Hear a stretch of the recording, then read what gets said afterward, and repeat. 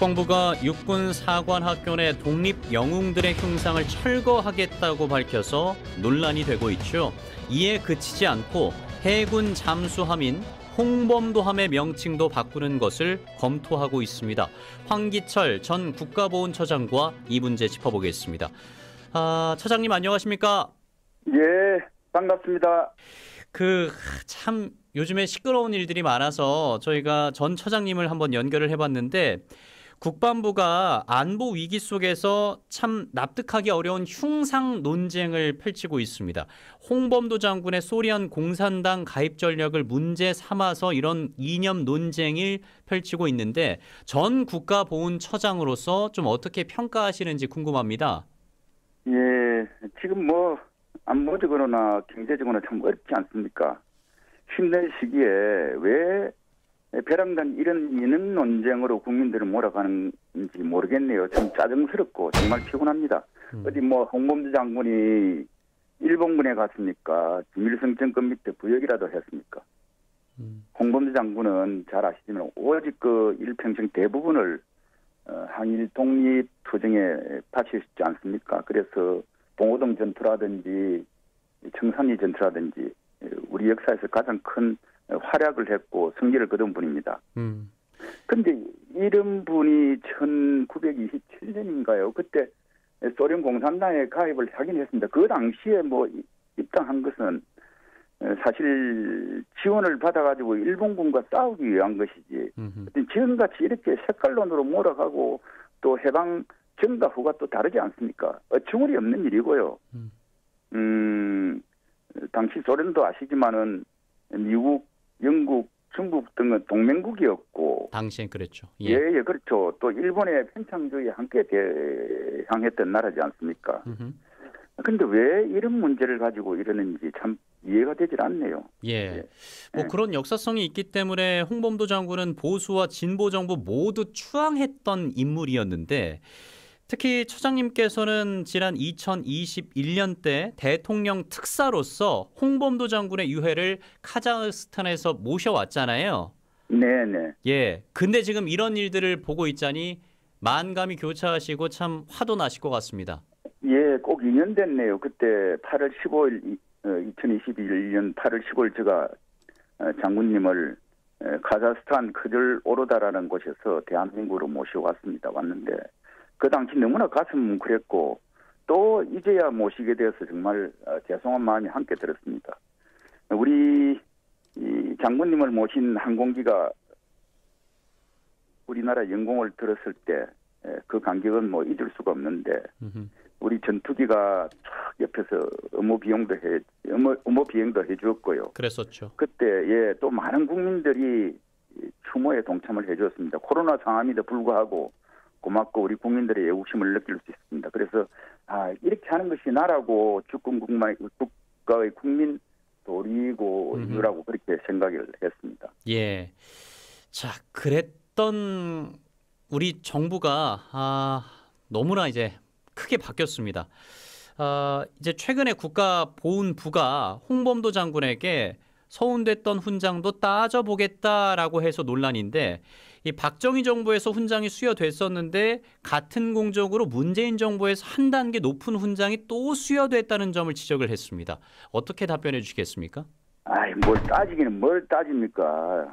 당시 국가보훈처 지금의 국가본부에서 다 관계부처하고 협조해서 적법하게 했던 일인데 뭘 따집니까? 오히려 더 높은 등급을 줘도 시원찮지 않습니까? 왜 지금 이 시점에서 그 당시 항일 독립운동의 영웅을 높이지는 못할 망정 왜 이렇게 흠집내는지 모르겠습니다. 예. 아시지만 아까 말씀하셨다시피 62년도 박정희 대통령께서 건국훈장 대통령장을 주셨고요. 그리고 재작년 2021년도 문재인 대통령께서 대한민국장을 주셨는데 이건 다 내용이 다릅니다. 박정희 대통령 주었을 당시에는 만주에서 독립군을 지휘한 어떤 혁혁한 공로로 인해서 주셨고요. 예. 그다음에 2년 전에 문재인 대통령이 주신 대한민국장은 홍범도 장군이 일제 치하에서 민족 통합과 민족의 정기를 선양하고 또 한편으로는 한국과 카자흐스탄에 우호 정진한 그러한 기여로 공적을 인정해가지고 최고 등급인 대통령 대한민국장을 수여를 했습니다. 뭐 이걸 가지고 지금 이야기하는 것은 맞지 않습니다. 앞에서도 말씀드렸지만은 예. 흠집내기에 불과한 것이다라고 저는 이렇게 생각을 합니다. 예. 유튜브 댓글창을 통해서 국민들은 있는데 나라가 없는 것 같습니다. 역사를 부정하는 일인 것 같습니다라고 지적을 해주셨습니다. 자, 논란은 여기서 그치지 않고 있습니다. 국방부가 해군 잠수함인 홍범도함의 명칭도 바꾸는 것을 검토하고 있다고 밝혔는데 이번에는 또 해군 참모총장을 역임하셨었기 때문에 더 하실 말씀이 많으실 것 같습니다. 이렇게 뭐 국방부에서 이야기하는 것은 엄연한 월권 행위입니다. 한명 재정의 소관은 책임은 해군 참모총장 권한입니다. 이게 이렇게 뭐 그 한 명이 그냥 정해지는 게 아니고 모든 내부적인 검토와 선정 절차를 거쳐서 했기 때문에 하등에 바꿀 이유도 없고요. 이거 뭐 바꾼다는 것 자체는 후진국에서는 있을 수 있는 일이고 후진국에 보면 보통 뭐 그렇지 않습니까? 권력자가 바뀌면 입맛에 맞게끔 뭐 이름도 갖다 붙이고 이렇게 합니다. 그러나 선진국이나 우리 해군은 창설 이래로 아무도 그런 적이 없습니다. 그런 이유도 없고요. 그런 이유도 없고 그렇지도 않고요. 다만 뭐 아시겠지만 소련이 망할 때 거기 하던 건조하던 함정들이 외국에 팔려 나감으로써 이름도 바뀐 적이 있다고 제가 들었습니다. 갖고는 있는데 그런데 왜 이게 중요하냐 하면 해군이라는 것은 결국 배, 군함, 성조원 그리고 개인의 어떤 그런 핵심적인 가치의 우선순위가 있지 않습니까? 그래서 그 군함의 또 생명은 그 배가 가지고 있는 이름입니다.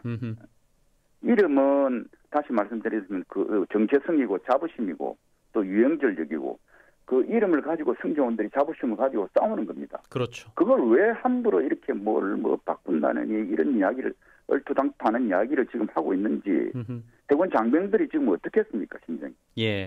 한번 생각해 보시고 그리고 잠수함 같은 경우에는 대부분 다 한일 독립군 영웅들이 이름을 따서 지었거든요. 그렇죠. 만들었거든요. 그런데 그분들이 얼마나 우리 역사에 기대한 공을 끼쳤습니까? 또 그러한 정신들을 우리 장병들이 이어받는 게 맞고요. 우리 해군은 출발이 강복군으로부터 출발했습니다. 그 손현일 제독님이 우리 해군 창설하신 분인데 그분의 부친이 손정도 목사님이라고 상해 의정 원장을 했죠. 의정을 해서 독립운동 하신 분이고 그 아들인 손현일 총장 역시 그 또 독립운동하는 걸 도왔고요. 그런 데서 정체성을 가지고 출발했기 때문에 이분이 장병들은 모든 해군 문화에 대해서 아주 자부심을 가지고 있습니다. 알겠습니다. 생각하고요. 어느 누구보다도. 그 앞서 이제 그 이름에는 많은 것들이 담겨 있다라고 해주셨는데 해군은 그동안 홍범도함 승조원들에게 이렇게 교육해 왔다고 합니다. 어둡고 차가운 깊은 바다를 항해하는 잠수함은 어떤 작전보다 은밀하고 고독하다. 그 두려움을 이기는 힘은 홍범도 장군의 천둥 같은 기백이다. 그런데 이 말을 비웃듯 우리 군과 우리 국가가 독립운동을 부정하고 있는 것으로 보이는데요. 마지막으로 오늘 인터뷰를 정리하면서 꼭 전하고 싶은 한마디 해주시면 좋겠습니다. 또 우리 해군이 그늘에 올라가면 이순신 장군 이순신 제독이지 않습니까? 저 영화 명량에 보면 두려움을 용기로 극복하라 이런 그 내용이 있는데 사실 잠수함 타는 승조원들이 얼마나 깊은 물 속에서 작전을 하다 보면 외롭고 또 여러 가지 갈등이 많겠습니까? 또 어려움이 많겠습니까? 그런 승조원들이 가장 큰 힘은 자기 배에 대한 자부심이거든요. 그렇죠.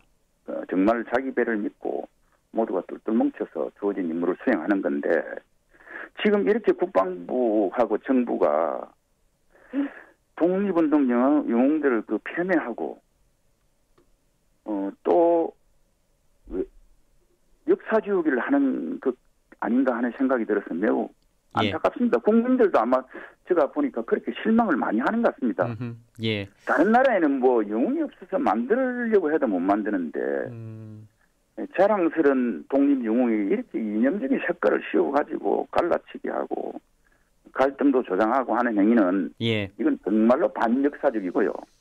반국가적인 행위로 비난받아야 마땅하다고 그렇게 저는 생각합니다. 왜 이런지, 예. 왜 이런 일을 하는지 도저히 이해가 되지 않습니다. 예, 지금 알겠습니다. 국민들이 제일 중요한 거는 먹고 사는 문제지 않습니까? 그렇죠. 먹고 사는 문제를 힘들어하고 이런데 왜 소모적인 그런 이념 논쟁을 하는지 당장 멈추고 예. 인생에 전념해야 됩니다. 예.